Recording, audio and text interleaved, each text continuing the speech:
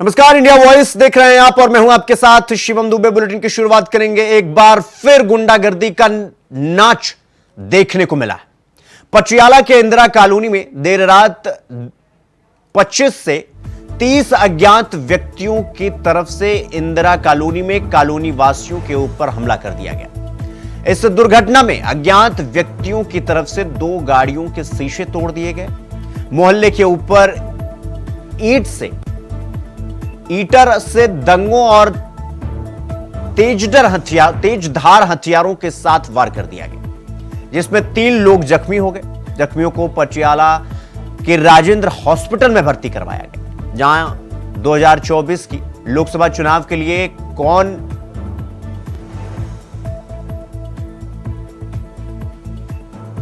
पटियाला में गुंडागर्दी के मामले नजर आ रहे हैं।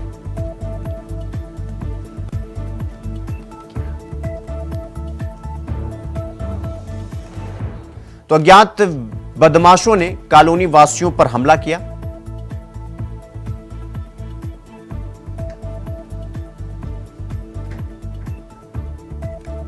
इस खबर पर हमारे साथ हमारे सहयोगी बलजीत सरना हमारे साथ जुड़ गए हैं पटियाला से। बलजीत, क्या पूरा मामला क्या है? वही बात करिए, दिन रात जो पटियाला की बात करें तो पटियाला में जो दिन प्रतिदिन जो गुंडागर्दी के मामले जो सामने नजर आते हैं, उसमें बढ़ोतरी देखने को मिल रही है। कहीं ना कहीं एक तरफ से बात करें जहां पर चोर जाब्ता लगा हुआ है, 144 धारा भी लगाई है, लेकिन उसके बावजूद भी जो कि गुंडों को जो बात करिए, जो शरारती तत्व है, उनको पुलिस का कोई खौफ नहीं है। आज रात बात करिए, देर रात की बात है, 2:30 बजे के लगभग जो कि पटियाला का पोर्च इलाका तिरपड़ी के पास में जो कि इंदिरा कॉलोनी में जो कि देर रात जो 20 से 25 लोगों ने जो कि 3 गाड़ी, एक मोहल्ला जो इंदिरा कॉलोनी के बीच में जो कि बुलेट पेट्रोल पंप से पेट्रोल पंप डाले गए हैं, 2 से 3 पेट्रोल पंप दागे गए हैं, फिर 2 से 3 मोटर गाड़ियों की जो कि क्षतिग्रस्त किया है, जिसके शीशे तोड़े गए, गाड़ी को हानिकारक पहुंचाया गया है। तो बलजीत, ये गुंडे हैं और एक तरीके से कह लें बदमाश हैं जो इस तरीके की कृत्य कर रहे हैं, क्या इनके खिलाफ FIR दर्ज की गई और जो अज्ञात बदमाश हैं किसी की गिरफ्तारी हुई? इसको लेकर पुलिस का क्या कुछ कहना है? इस बात को लेकर जब हमने लोकल तिरपड़ी थाने के जो प्रभारी है गुरप्रीत पिंडर से बात की, तो पिंडर ने साफ कहता कि ऐसे जो शरारती असर है जो कि पटियाला का माहौल खराब करे, उनको बख्शा नहीं जाएगा। लेकिन कहीं ना कहीं जो पटियाला पुलिस उसको CCTV फुटेज खंगाल दिया कि जल्द से जल्द एक तरफ से चोर जाब्ता लग गया। और बात करें, सबसे बड़े बात करें, जो प्रधानमंत्री नरेंद्र मोदी जो कि 2 दिन बाद जो कि पटियाला में उनकी एक विशाल रैली भी है, लेकिन किसी ना कहते पटियाला पुलिस वालों जो सख्ती से जो CCTV फुटेज छानी जा रही है कि ताकि जो शरारती अंसर है वो जल्द से जल्द सलाखों के पीछे हो। बलजीत, जिस तरीके से ये जो बदमाश हैं, जिस तरीके की घटना को वो अंजाम दे रहे हैं, साफ तौर पर दिखाई देता है कि वो निडर हैं, निर्भीक हैं और एक तरीके से राज्य सरकार की कानून व्यवस्था को चैलेंज कर रहे हैं। जी, कहीं ना कहीं अगर बात के विपक्ष भले वो कांग्रेस के MLA हो या BJP के हो, वो हमेशा निशान साध रहे हैं कि पटियाला जो आम आदमी पार्टी की सरकार है, जिस दिन से बनी है उस दिन से जो क्राइम का बोलते हैं तो जो कि प्रकोप है या तो बढ़ोतरी देखने को मिली है। लेकिन कहीं ना कहीं जो लॉ एंड ऑर्डर की स्थिति करे, लेकिन पुलिस तो कोशिश तो करती जरूर है, लेकिन कहीं ना कहीं जो सवाल खड़े होते हैं कि पुलिस ऐसे गुंडे नसीलों को पर नाकाम क्यों नहीं डाल सकती है। जी बलजीत, बहुत बहुत धन्यवाद आपका हमारे साथ जुड़ने के लिए और जानकारी हमारे साथ साझा करने के लिए। तो खबरों में आगे बढ़ेंगे। मथुरा में बेखौफ नजर आ रहे हैं भूमाफिया, हथियारों के बल पर जमीन पर कब्जा कर रहे हैं और पीड़ितों ने फायरिंग का वीडियो SSP को दिखाया है। तो बड़ी खबर हम आपको बता रहे हैं, मथुरा में बेखौफ घूमते नजर आ रहे हैं भूमाफिया और हथियारों के बल पर जमीन पर कब्जा कर रहे हैं और पीड़ित ने फायरिंग का वीडियो भी SSP को दिखाया है। तो मथुरा में एक बार फिर से जो भूमाफिया हैं वो बेखौफ हो चुके हैं और हथियारों के बल पर वो जमीन पर कब्जा करने की कोशिश में लगे हुए हैं। बाकायदा फायरिंग कर रहे हैं वो और डराकर धमकाकर जमीन को कब्जा करने में लगे हुए हैं। इस खबर पर हमारे साथ हमारे सहयोगी मोहम्मद फारूक हमारे साथ जुड़ गए हैं। मोहम्मद फारूक, जिस तरीके से भूमाफिया एक बार फिर से मथुरा में खुल करके, जिस तरीके का ये वीडियो सामने देखा जा रहा है, खुल करके वो सामने आ रहे हैं और जमीन को कब्जाने की कोशिश कर रहे हैं, तो क्या माफियाओं के दिल से पुलिस प्रशासन और कानून का वो जो खौफ है वो खत्म होता हुआ दिखाई दे रहा है? जब हम आपको बता दें कि मथुरा के थाना हाईवे क्षेत्र का ये मामला है, जो गिरदापुर गांव में एक न्यायालय के स्टे ऑर्डर के बाद भी क्षेत्र के कुछ भूमाफियों द्वारा हथियारों के बल पर भूमि कब्जाने का प्रयास किया जा रहा है। घटना में तमंचे के बल पर जबरन भूमि कब्जाने का वीडियो आज पीड़ित ने एसएसपी को दिखाते हुए भूमाफियों के खिलाफ कार्रवाई की मांग की है।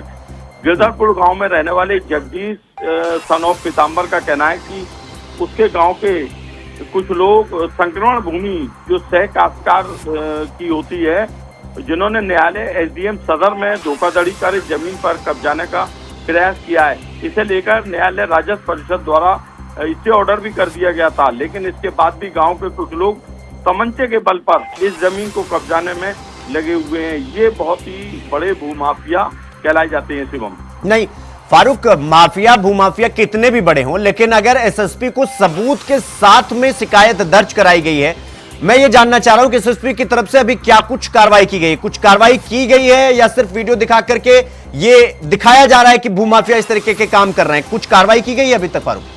जी शिवम, मैं आपको बता दूं कि एसएसपी शैलेश कुमार पांडे ने वीडियो देखने के बाद संबंधित थाने को तत्काल कार्रवाई के निर्देश दिए हैं। उनका साफ तौर पर कहना है कि भूमाफिया कितना भी बड़ा रसूखदार क्यों ना हो, उसके खिलाफ सख्त से सख्त कार्रवाई की जाएगी। आज हमने उनसे बात भी करी तो उनका यही कहना था कि भूमाफियाओं को किसी भी सूरत में कोई भी इस तरीके की जमीन कब्जाने नहीं दी जाएगी और भूमाफिया कितना भी रसूखदार होगा उसके खिलाफ कार्रवाई होगी। उन्होंने संबंधित थाने को इस संबंध में आदेश दिए और इसकी पूरी जांच कराई है। जांच में उन्होंने साफ तौर पर कहा है कि जो आरोपी हैं और इस तरीके से तमंचे लहरा रहे हैं उनको और डरा रहे हैं गोलियां चलाकर, उनको तत्काल उनकी गिरफ्तारी करके उनके विरुद्ध जो है संगीन धाराओं में मुकदमा लिखना पड़ेगा जो है। तो उन्होंने साफ तौर से मुकदमा लिखने के भी आदेश दिए हैं ऐसे लोगों को के ऊपर कार्रवाई करने के। शिवम, फारूक, सवाल ये होता है कि जिस तरीके से वीडियो में साफ साफ ये देखा जा रहा है कि भूमाफिया हवा में फायरिंग कर रहा है और ये दिखाने की कोशिश कर रहा है कि वो कितना ताकतवर है, या ये कहें कि कानून के आंख में आंख डालकर वो आंख मिचौली खेल रहा है, वो दिखा रहा है कि कानून कितना भी कड़ा क्यों ना हो, हम जिस तरीके से चाहेंगे उस तरीके से करेंगे, क्योंकि वीडियो में साफ साफ दिख रहा है कि वो हवा में फायरिंग कर रहा है और इसको लेकर अभी तक कुछ कार्रवाई नहीं की गई है। तो एक सवाल खड़ा हो जाता है कानून व्यवस्था को लेकर के और पुलिस प्रशासन पर। जी बिल्कुल शिवम, इसमें बिल्कुल आपकी बात सही है कि एक इस तरीके से धमकाना और खुलेआम फायरिंग करना और लोगों में भय पैदा करना, ये बहुत ही एक बड़ा जुर्म है। और आपको एक बात खास और बता दें कि इस जमीन को लेकर जो पीड़ित है उनके भाई की हत्या भी हो चुकी है। उन्होंने ये आरोप लगाया कि भगवान गणेशलाल अपने सहयोगियों के साथ कब्जा करने के प्रयास में, जिसे लेकर 8 मई को इन लोगों ने हथियारों के साथ हमला बोला था और भयभीत करके गांव छोड़ जाने की उन्हें धमकी भी दी थी। लेकिन पीड़ित का साफ तौर पर आज एसएसपी से मिलकर उनको वीडियो दिखाना और एसएसपी द्वारा भी इस पर तुरंत कार्रवाई के लिए संबंधित थाने को और सीओ को निर्देशित भी करना जो है अपने आप में एक जरूर कोई इनके खिलाफ कार्रवाई होगी और एक अपने आप में एक अच्छा वो बनता है कि अगर इनके ऊपर कार्रवाई होती है तो जितने भी गुंडे हैं या भूमाफिया हैं या रसूखदार हैं उनके खिलाफ अगर सख्त से सख्त कार्रवाई हो जाए तो ये मामले जो है सामने नहीं आएंगे और लोगों में जो भूमाफिया हैं या गुंडे टाइप के लोग हैं उनमें डर भी जो है पैदा होगा। शिवम, ठीक है फारूक, आपका बहुत बहुत धन्यवाद हमारे साथ जुड़ने के लिए और जानकारी हमारे साथ साझा करने के लिए।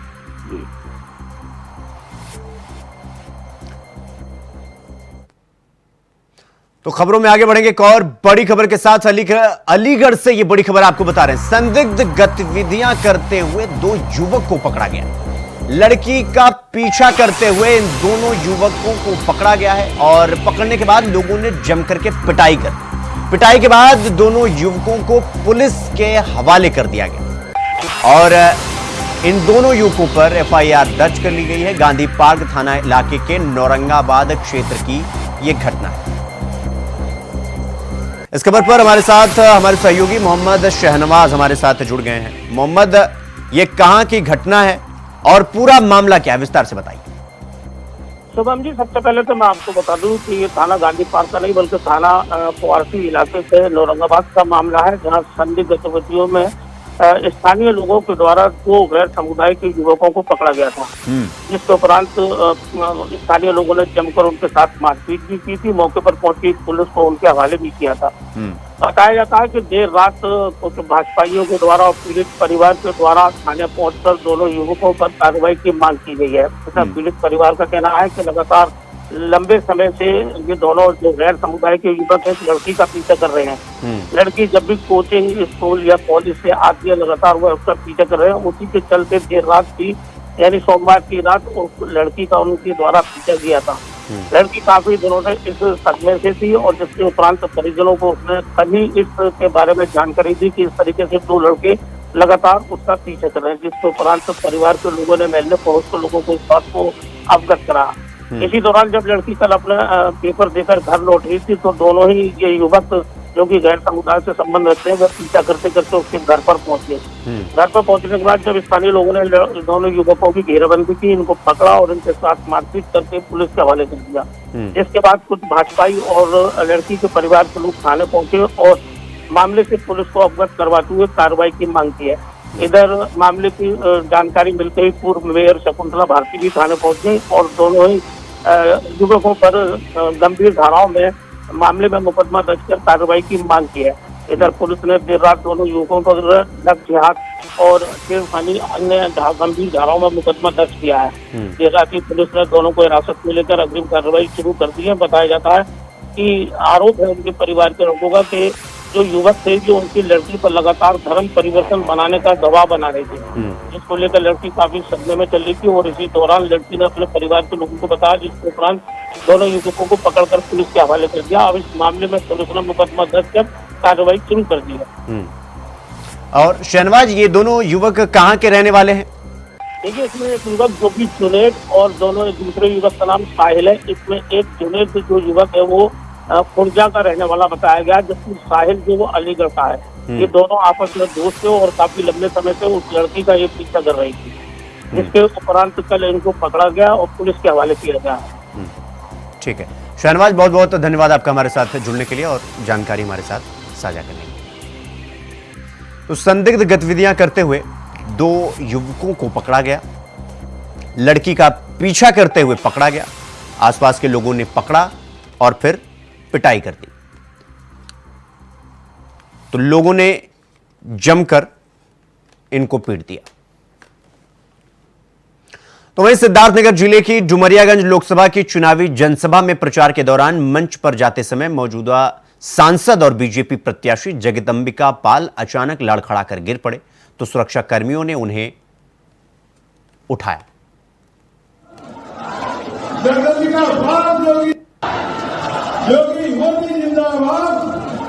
ये तस्वीरें आप देख सकते हैं। मंच पर चढ़ते समय उनका पैर लड़खड़ाता है और वो मंच पर ही गिर पड़ते हैं, जिसके बाद आसपास में खड़े सुरक्षाकर्मी उन्हें फिर से उठाते हैं। तो जगदंबिका पाल सांसद हैं और प्रत्याशी हैं।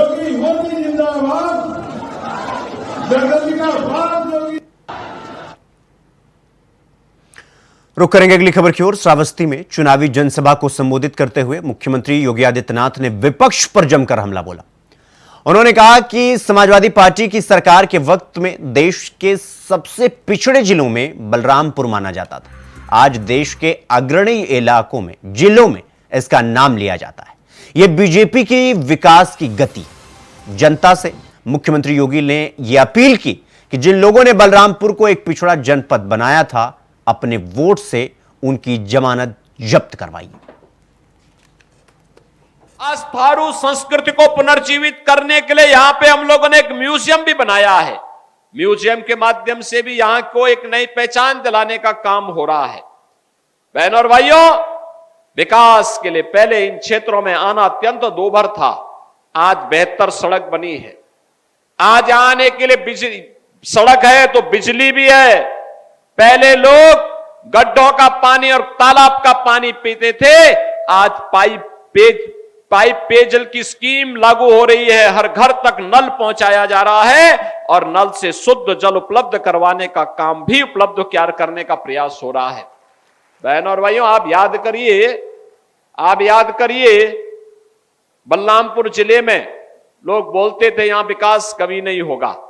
मुझे कभी देवीपाटन मंदिर में आना होता था, मैं देख के ताज्जुब करता था कि अगर मैं गोरखपुर से चलता था तो भी मुझे 6 घंटे लगते थे। गोंडा से आता था तो गोंडा के रास्ते भी मुझे गोरखपुर से आना होता था तो भी बहनों और भाइयों मुझे 8 घंटे लगते थे। और अगर गोंडा में ट्रेन पे आ गया तब भी मुझे 4 घंटे देवीपाटन पहुंचने में लगते थे। आज के दिन पर मात्र 45 मिनट में मैं गोंडा से देवीपाटन मंदिर में आ जाता हूं। आज के दिन में गोरखपुर से मुझे मात्र 2.5 घंटे देवीपाटन मंदिर आने में लगते हैं। सड़कें अच्छी बन गई हैं। अब तो मां पाटेश्वरी के नाम पर बलरामपुर जिले में विश्वविद्यालय के निर्माण का कार्य भी आगे बढ़ चुका है। सरदेव अटल बिहारी वाजपेयी जी के नाम पे हम विश्वविद्यालय का निर्माण भी आपके जनपद में कर रहे हैं। अब मेडिकल कॉलेज के साथ मेडिकल कॉलेज, विश्वविद्यालय, बड़े बड़े संस्थान आज आपके इस जिले में यहां की विकास को आगे बढ़ाने का काम कर रहे हैं। समाजवादी पार्टी की सरकार के समय देश के सबसे पिछड़े जनपदों में बलरामपुर माना जाता था। आज देश के अग्रणी जनपदों में बलरामपुर का नाम भी लिखा जा रहा है। बहनों और भाइयों, ये तो भारतीय जनता पार्टी की विकास की गाथा है। इनको मुसलमानों की चिंता थी, इन गरीबों की चिंता नहीं थी। आज जब ये लोग सत्ता से बेदखल कर दिए गए हैं, अब छटपटाहट है इन लोगों में और इस छटपटाहट का जवाब फिर आपके पास है। और जवाब आपके पास है। जिन लोगों ने आपको विकास के लिए तरसाया था, जिन लोगों ने पानी के लिए तरसाया था, जिन लोगों ने बलरामपुर को एक पिछड़ा जनपद बनाया था, अपने वोट से उनकी जमानत जब्त करने का काम आप करवाइए। करेंगे। तो वहीं महाराष्ट्र के पुणे जिले के हिट एंड रन मामले में पुलिस ने कार्रवाई अब तेज कर दी है। रविवार तड़के तेज रफ्तार में लग्जरी कार पोर्शे चलाकर 2 लोगों की जान लेने वाले नाबालिग को 15 घंटे के अंदर जमानत मिल गई। इससे देश भर में गुस्से की लहर दौड़ गई। विपक्ष भी सरकार पर हमलावर हो गया है। पुणे के कल्याणी नगर इलाके में रविवार तड़के करीब 3:15 बजे हुए भीषण हादसे में अनीस अहूदिया और अश्वनी कोस्टा की मौत हो गई। दोनों आईटी पेशेवर थे और मध्य प्रदेश के रहने वाले। बताया जा रहा है कि हादसा उस वक्त हुआ जब करीब 2 करोड़ की पोर्शे ने पीड़ित की बाइक को टक्कर मार दी। हादसे के बाद घटनास्थल पर जुटी भीड़ ने पोर्शे चला रहे 17 वर्षीय वेदांत अग्रवाल की पिटाई की और फिर पुलिस को सौंप दिया। बाद में आरोपी वेदांत को जमानत मिल गई। हालांकि पुलिस ने उसके खिलाफ वयस्क के तौर पर मुकदमा चलाने की अनुमति मांगी है।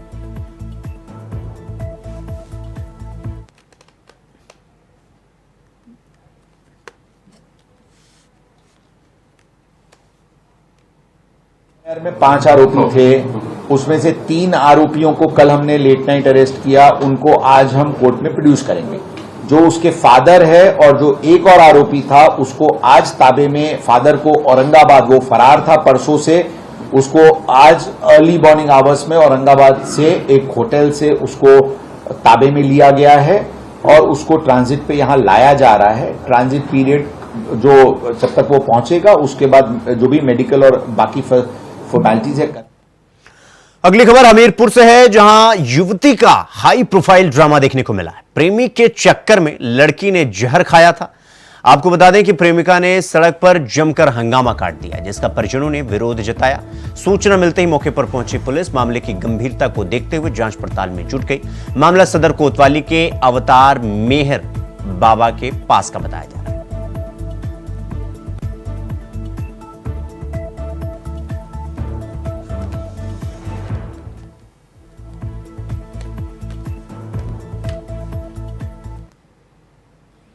रुक करेंगे अगली खबर की ओर। अगली खबर बिजनौर से है, जहां घर के बाहर स्कूली वैन में अचानक से आग लग गई। देखते ही देखते आग ने विकराल रूप धारण कर लिया, जिससे पास में ही खड़ी दूसरी गाड़ी में भी आग लग गई और दोनों वैन जलकर राख हो गई। आग लगने से आसपास में हड़कंप मच गया। स्थानीय लोगों ने फायर ब्रिगेड को सूचना दी। सूचना मिलते ही मौके पर पहुंची फायर ब्रिगेड की टीम ने कड़ी मशक्कत के बाद आग पर काबू पा लिया। मामला बिजनौर के बढ़ापुर थाना क्षेत्र का बताया जा रहा है।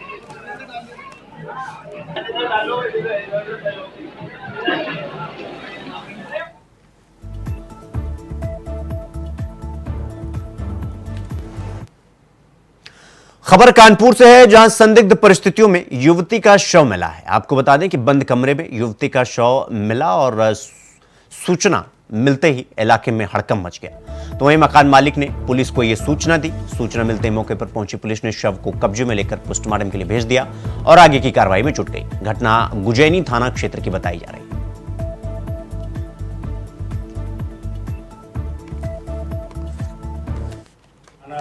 गुजैनी को 112 के माध्यम से सूचना प्राप्त हुई कि मकान मालिक द्वारा सूचना दिया गया है कि एक लड़की जो अकेली किराए पे मेरे मकान में रहती थी, एक कमरा लेकर के उस कमरे से काफ़ी गंध आ रहा है। इस सूचना पर एसओ गुजैनी तथा मैं स्वयं मौके पर पहुंचा। फील्ड यूनिट को बुलाया गया। फील्ड यूनिट मौके पर आ गई है। मृतका के परिजन भी मौके पे आ गए हैं।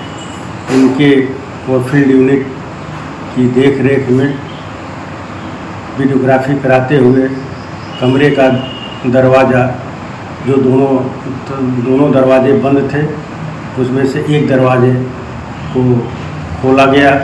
वीडियोग्राफी कराते हुए तो अंदर देखा गया तो पाया गया कि दुपट्टे का आधा हिस्सा पंखे में लटका हुआ है और आधा हिस्सा इसके मृतका के गले में है। पंचायतनामा की कार्रवाई कराई जा रही है। तो बुलेटिन में फिलहाल अभी के लिए बस इतना ही। देश और दुनिया की तमाम खबरों को देखने के लिए देखते रहिए इंडिया वॉइस। नमस्कार।